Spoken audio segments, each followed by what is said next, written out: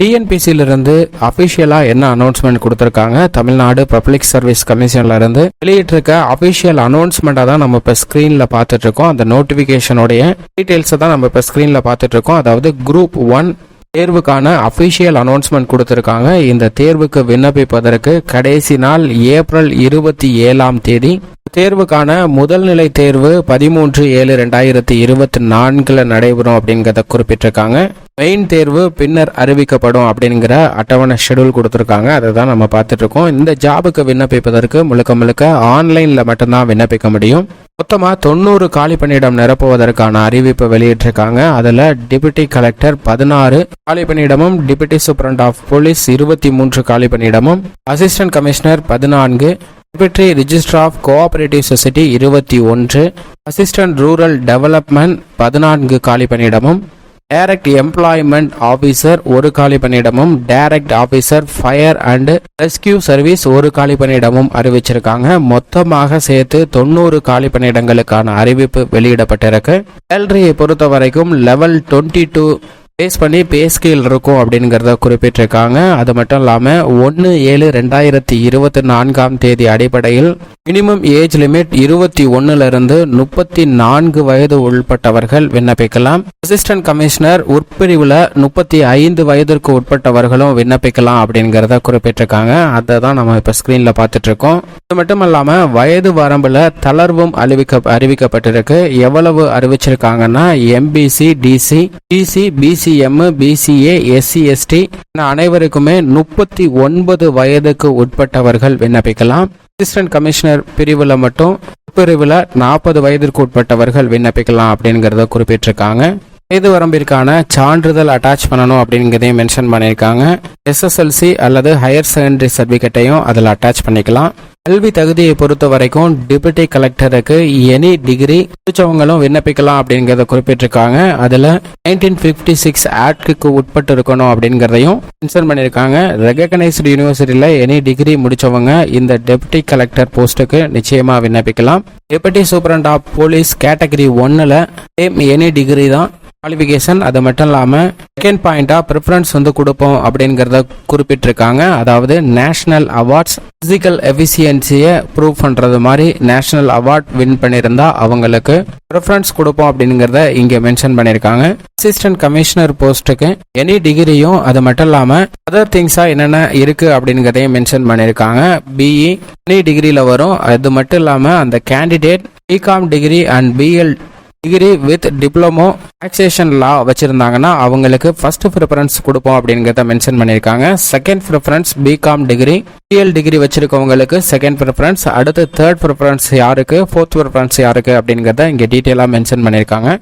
Deputy register cooperative சொசைட்டிக்கு same any degree முடிச்சவங்க விண்ணப்பிக்கலாம். அசிஸ்டன்ட் டைரக்டர் ரூரல் டெவலப்மெண்ட்டுக்கும் சேம் எனி டிகிரி முடிச்சவங்க விண்ணப்பிக்கலாம். இவங்களுக்கும் ப்ரிஃபரன்ஸ் இங்கே மென்ஷன் பண்ணியிருக்காங்க.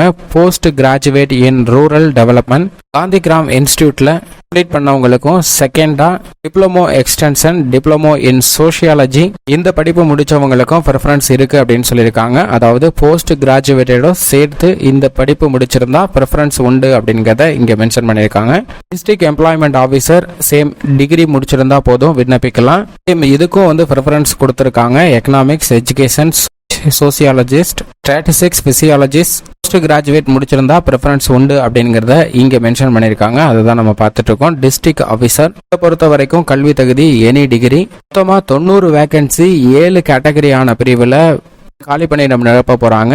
7 பிரிவிற்குமே டிகிரி முடிச்சவங்க விண்ணப்பிக்கலாம். சில பிரிவுக்கு மட்டும் ப்ரிஃபரன்ஸ் கொடுத்திருக்காங்க.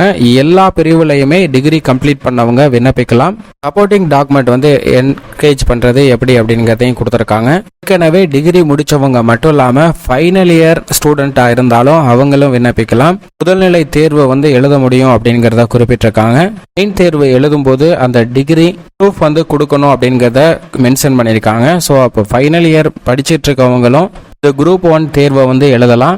இது மட்டும் இல்லாமல் MBBS or medical related degree முடிச்சவங்களும் எழுதலாம் அப்படிங்கிறத மென்ஷன் பண்ணியிருக்காங்க. இது மட்டும் இல்லாமல் என்னென்ன ஈக்குவலன்ஸ் இருக்குது அப்படிங்கிறத இங்கே டீட்டெயிலாக கொடுத்துருக்காங்க. இது மட்டும் இல்லாமல் medical and physical standards deputy superintendent of போலீஸுக்கு என்ன தேவை அப்படிங்கிறத மென்ஷன் பண்ணியிருக்காங்க. மென்ஸ் உமன்ஸ் ரெண்டு பேர்த்துக்கும் ஹைட் எவ்வளோ அப்படிங்கிறத மென்ஷன் பண்ணியிருக்காங்க. அந்த டேபிளை தான் நம்ம இப்போ பார்த்துட்ருக்கோம். இது மட்டும் இல்லாமல் சர்டிஃபிகேட்ஸ் ஃபார் ஃபிசிக்கல் ஸ்டாண்டர்ட் அப்படிங்கிறதையும் மென்ஷன் பண்ணியிருக்காங்க. இந்த டீட்டெயில்ஸ் எல்லாமே இங்கே 1 by 1 கொடுத்துருக்காங்க. அதுக்கப்புறமேட்டு ஸ்கீம் ஆஃப் எக்ஸாமினேஷன் முதல்நிலை தேர்வு எவ்வளவு மதிப்பெண்ணுக்கு நடைபெறும் அப்படிங்கிறத கொடுத்துருக்காங்க. மொத்தமாக 300 மதிப்பெண் 200 கொஸ்டின்ஸ் இருக்கும். மொத்த மணி நேரம் 3 மணி நேரம் எக்ஸாம். மினிமம் குவாலிஃபிகேஷன் வந்து 90 mark for SC SCA MBC BC PCM others 120 marks for minimum qualification அப்படின்னு சொல்லியிருக்காங்க. இந்த மார்க் வாங்கினாவே வேலை கிடைச்சிடுமா அப்படின்லாம் கிடையாது. கட் ஆஃப் எவ்வளோ வந்து வருதோ அதை பேஸ் பண்ணி மெரிட் லிஸ்ட்டில் தான் மென்ஷன் பண்ணுவாங்க. இது வந்து சும்மா ஒரு மினிமம் லெவல் தான். சப்போஸ் யாருமே வந்து இந்த 90க்கு மேலே வாங்கலை அப்படின்னா எக்ஸாமை திரும்பி அகைன் கண்டக்ட் பண்ணுவாங்க. அதான் இதோடைய மீனிங். ஸோ நம்ம 90 மார்க் வாங்கினா போதும் அப்படின்னு நினைக்க வேணாம். கட் ஆஃப் எவ்வளோ வருதோ அதை மெரிட்டில் பேஸ் பண்ணி மட்டும்தான் போஸ்டிங் இருக்கும். மெயின்ஸ் எக்ஸாமோடைய ஸ்கீம்ஸும் கொடுத்துருக்காங்க. தமிழ் தகுதி தேர்வு இருக்கும் அப்படிங்கிறதையும் மென்ஷன் பண்ணியிருக்காங்க. பேப்பர் 1 பேப்பர் 2 பேப்பர் 3 பேப்பர் 4 எவ்வளோ அப்படிங்கிறதையும் இங்கே டீட்டெயிலாக கொடுத்துருக்காங்க. அதை தான் நம்ம இப்போ ஸ்க்ரீனில் பார்த்துட்ருக்கோம். அது மட்டும் இல்லாமல் ரிசர்வேஷன் இருக்கிறதுக்கு என்னென்ன ரூல்ஸ் இருக்குது அப்படிங்கிறதையும் இங்கே மென்ஷன் பண்ணியிருக்காங்க. கேண்டிடேட் ஃபர்தராக கிளாஸிஃபிகேஷன் பண்ணணும், அவங்களுக்கு ஏதாவது டீட்டெயில்ஸ் இருந்தது கொரிஸ் இருந்தது அப்படின்னா எங்கே கான்டாக்ட் பண்ணலாம் அப்படிங்கிற டீட்டெயில்ஸ் வந்து கொடுத்துருக்காங்க. இமெயில் அண்டு எஸ்எம்எஸில் ரெஸ்பான்ஸ் வரும் அப்படிங்கிறதையும் மென்ஷன் பண்ணியிருக்காங்க. கம்யூனிகேட் பண்ணுறதுக்கு டோல் ஃப்ரீ நம்பரையும் மென்ஷன் பண்ணியிருக்காங்க. அது மட்டும் இல்லாமல் நம்ம என்னென்ன மென்ஷன் பண்ணிக்கணும் அப்படிங்கிற லிஸ்ட் அவுட்டும் இங்கே வந்து ப்ரொவைட் பண்ணியிருக்காங்க.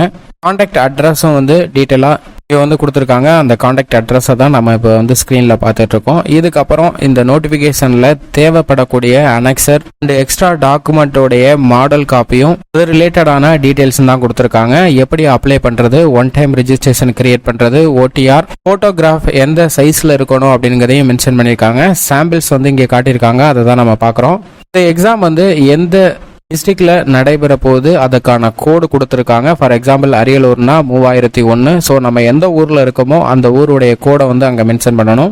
அதாவது எந்த ஊரில் நம்ம எக்ஸாம் எழுத போகிறோமோ அந்த எக்ஸாம் சென்டருடைய கோடு. மெயின் எக்ஸாம் சென்னையில் மட்டும்தான் இருக்கும் அப்படிங்கிறத குறிப்பிட்டிருக்காங்க.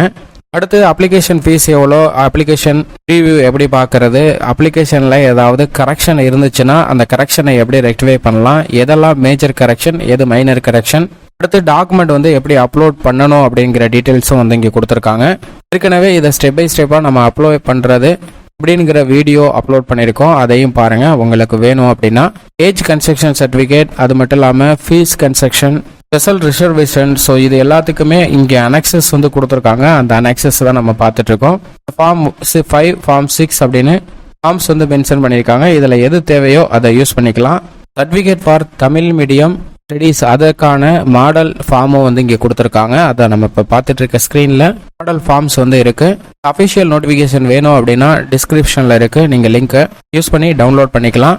அவ்வளோதான். இந்த நோட்டிஃபிகேஷனுக்கு அடுத்தது கீழே பார்த்தீங்க அப்படின்னா சிலபஸ், என்ன சிலபஸில் எக்ஸாம் நடக்கும் அப்படிங்கிற சிலபஸை டீட்டெயிலாக கொடுத்துருக்காங்க. இதுக்கு அங்கிட்டு உள்ளது எல்லாமே சிலபஸ். ப்ரிப்பரேஷன் பண்ணும்போது லாஸ்ட் இயர் கட் ஆஃபை விட ஒரு 10 மார்க் அதிகமாக வாங்குற மாதிரி ப்ரிப்பேர் பண்ணால் மட்டும்தான் எலிஜிபிள் ஆக முடியும். ஸோ அதனால் ஆஃப்டர் கொரோனாவுக்கு அப்புறமே கட் ஆஃப் ரொம்பவே அதிகமாக இருக்குது. அதை பேஸ் பண்ணி பிளான் பண்ணி படிங்க. இது போன்ற யூஸ்ஃபுல் ஜாப் இன்ஃபர்மேஷனோட அடுத்த வீடியோவில் சந்திப்போம்.